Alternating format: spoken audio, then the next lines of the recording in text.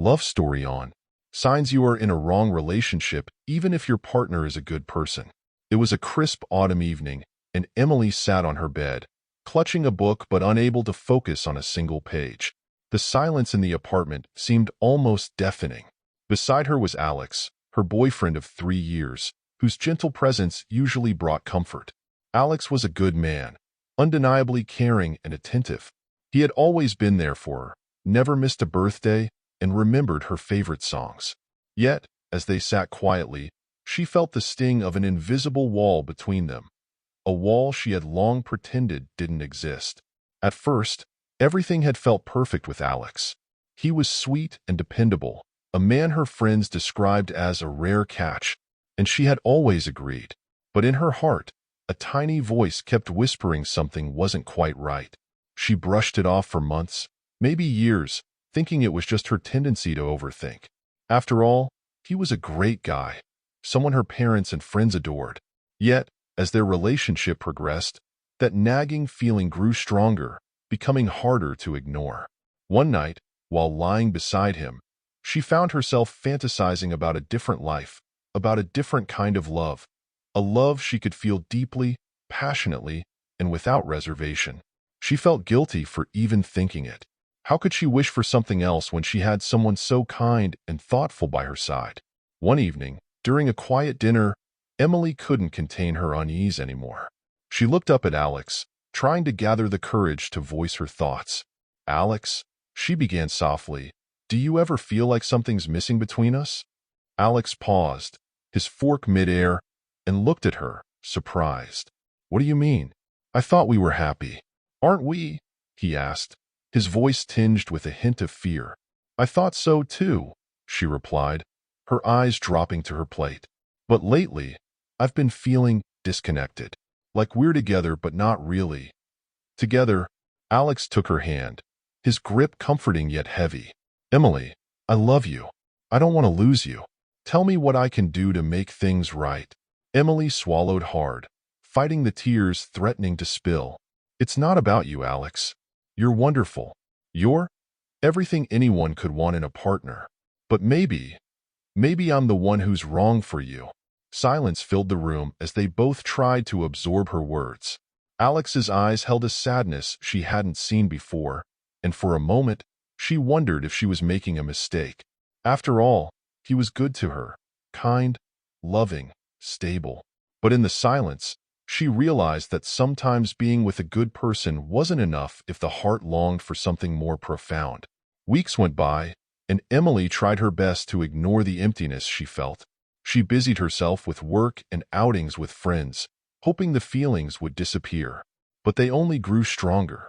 She found herself increasingly drained after their conversations, feeling like she had to work hard to keep up the pretense of happiness. One day, she met her friend Lily for coffee. Lily, a sharp and intuitive woman, noticed Emily's quietness and asked, "Are you okay? You don't seem like yourself lately." Emily sighed, feeling a weight lift as she finally opened up. "I don't know, Lily. I love Alex. He's a great guy, truly. But I feel lonely, even when we're together. Sometimes I wonder if I'm just staying because I don't want to hurt him." Lily looked at her with understanding. "Emily, love isn't just about being with a good person. It's about being with the right person. Sometimes, it's harder to leave a good relationship than a bad one. But you have to think about your happiness too." Her friend's words echoed in her mind, and that night, Emily lay in bed, her heart torn. She glanced at Alex, who was sound asleep beside her, and a pang of sadness hit her. She didn't want to hurt him, but she couldn't ignore the growing distance between them.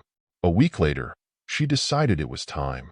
As they sat in their favorite park, Emily took a deep breath and looked at Alex with tear-filled eyes.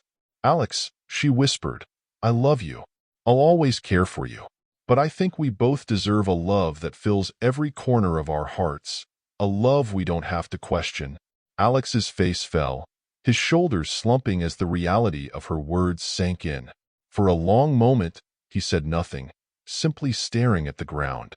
Finally, he spoke, his voice barely audible.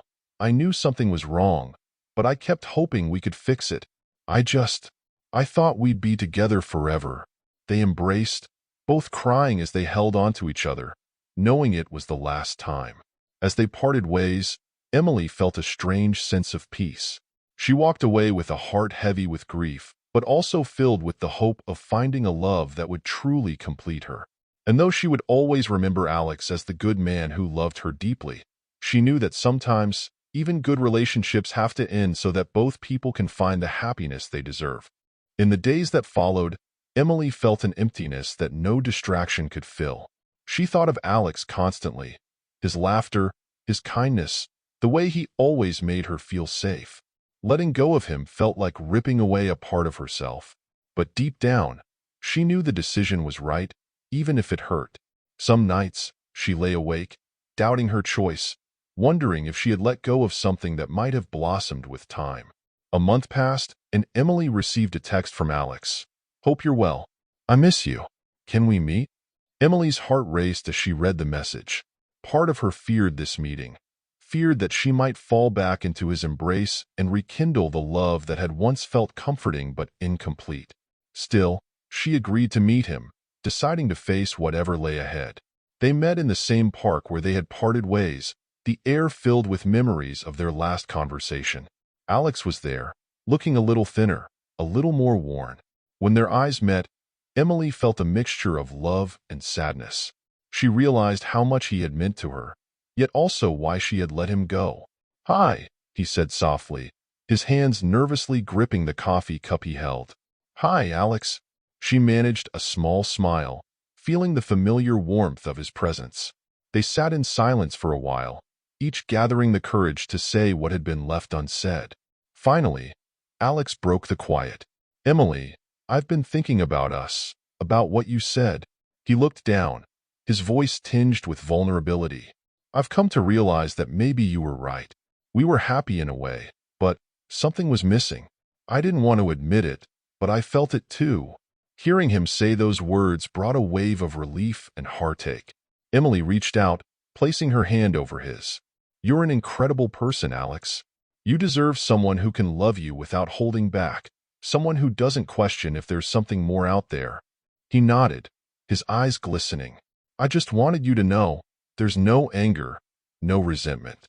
I'll always cherish what we had, and I hope we both find that love we're looking for." They sat together a little longer, saying their final goodbyes not with bitterness, but with gratitude for the time they had shared. As they stood to leave, Alex leaned in and kissed her cheek, whispering, "Take care of yourself, Emily." After that day, something shifted in Emily. She allowed herself to grieve and let go, but she also embraced a newfound sense of freedom. She began focusing on the parts of herself she had neglected, rediscovering her love for painting, taking solo trips, meeting new friends. She no longer felt the need to fill the emptiness with a relationship. She found comfort in getting to know herself, piece by piece. Several months later, Emily met someone new, someone whose presence felt like a quiet but thrilling adventure. His name was Noah, and from their very first conversation, she felt a kind of ease and connection she hadn't known before. There was no spark she had to force, no part of herself she needed to hide. With him, everything felt natural, as if they were two pieces of a puzzle that fit effortlessly. One evening, as they walked along a moonlit beach, Noah turned to her, his eyes warm and steady. "Emily, I know we haven't known each other long, but I just want you to know, I've never felt this way before. It's like I finally found what I was looking for." Her heart swelled, and in that moment, she felt the love she had once dreamed of, the kind that didn't leave her questioning or yearning. She reached for his hand, smiling as she realized she had finally found her place. Looking up at the stars, Emily silently thanked Alex, the good man who had shown her what love could be, and for giving her the courage to seek the love that she had finally found. And as she walked beside Noah, Emily knew she was exactly where she was meant to be, no longer searching, no longer uncertain, just beautifully, completely in love. The moral of the story is that a good relationship isn't just about being with a good person. It's about finding someone who truly fulfills and understands you. Sometimes, even with kindness and respect, a relationship may lack the deep emotional connection needed for lasting happiness. By having the courage to let go, Even when it's painful, we open ourselves to finding a love that brings out our true selves and completes us in ways we may not have imagined. True love should uplift, inspire, and make us feel at peace. And when we recognize what we need, we allow ourselves to find a relationship that aligns with our heart and soul. Thanks for watching. Remember to like, share, and subscribe for more.